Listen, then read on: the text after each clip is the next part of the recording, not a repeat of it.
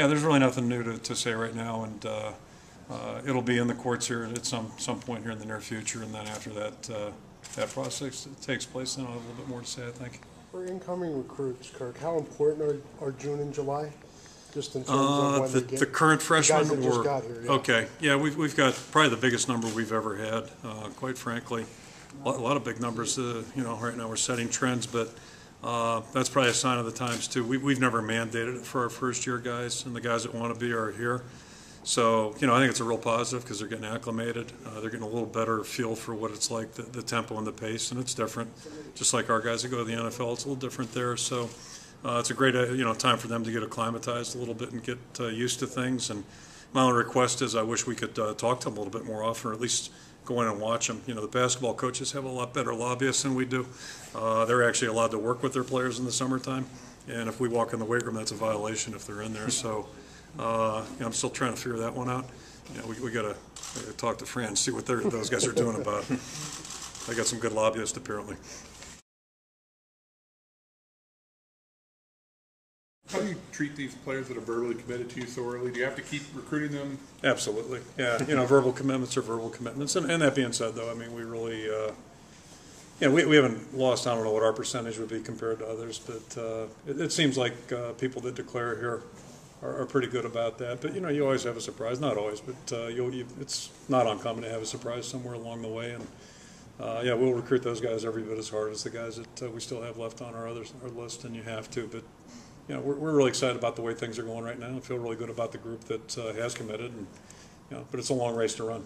You have so many right now. Have you changed the philosophy in recruiting? We're a little more aggressive, maybe, perhaps, but not dramatically. And I think it's really more a reflection of what's going on nationally. And I haven't seen the numbers or studied them, but my guess is it's just things are moving fast, right? I know during the spring we had a record number of players that we had offered come through during spring practice. A year ago, that was more so in June.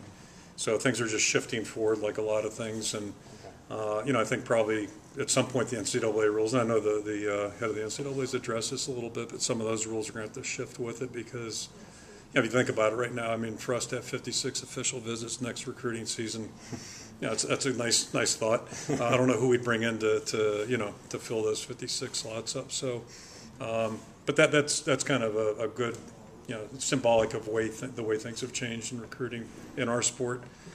Basketball's way out ahead of us, and I'm not sure we want to go down that road, but we're moving in that direction at least. Yeah, obviously, a lot of really smart people have been working on this now for quite some time, and it's almost anticlimactic because so much has been talked about in the last couple of weeks. And yesterday morning, I read an article previewing the announcement that was forthcoming, but I think it's a real positive step, certainly, and it seems like it's already generated a lot of excitement. Is 10 years too late for you right now?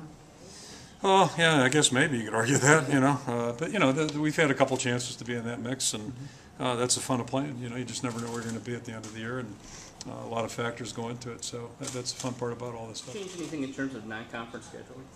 I don't think so. Yeah, I don't think so. I really don't think, and I think probably the biggest thing right now on the horizon is just with us in the Pac-12, and that's certainly a good thing. Do you ever want to be on a selection committee? No. And I was just on a radio thing, and I said that, I don't mean that. I mean it in all seriousness. I've never voted on which one is it the coaches vote for? Coaches poll. And the reason is, in November, I said I'm a bad authority. I think it's a contradiction. You can't be a bad authority, right? But anyway, in November, all we really know, at least all I know, is the Big Ten. I've seen those teams on film. But for me to comment on, how Boise is or how TCU is or anybody in the Pac-12, you can't do it because you don't see those teams, and I don't watch a lot of TV. So to me, we might be the worst group to rely on in November and December because we just kind of know we see in the papers in passing. Usually I read the papers at the end of the week. So I don't know what the right group is, but I would think certainly the commissioners would be a good starting point, and then whoever they want to add on.